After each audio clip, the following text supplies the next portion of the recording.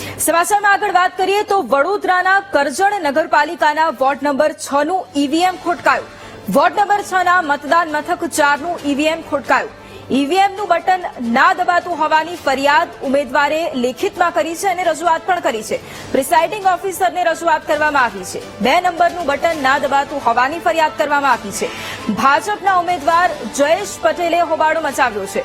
અધિકારીએ વાત ન સાંભળતા હવે લેખિતમાં રજૂઆત કરવામાં આવી છે અને ફરી એક વખત મતદાન થાય તેવી માંગ કરાઈ છે.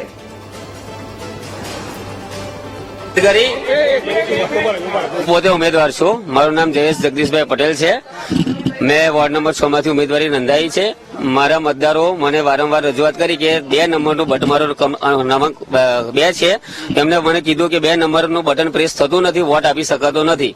તો મેં વારંવાર અધિકારીને રજૂઆત કરી, તે કીધું કે એમને મને એવું જણાવ્યું કે બટન બરાબર દબાવતા નહીં હોય તો મેં એને સાચું માનીને ચાલવા દીધું. પણ આ રજૂઆત વારંવાર આવવાથી મેં અંદર અધિકારીને જાણ કરી અને એમને જાતે જ અમે કીધું કે તમે દબાવો. તો ઇલિયાસભાઈ છે, એમનાથી પણ પોતાથી પ્રેસ થયું ન હતું.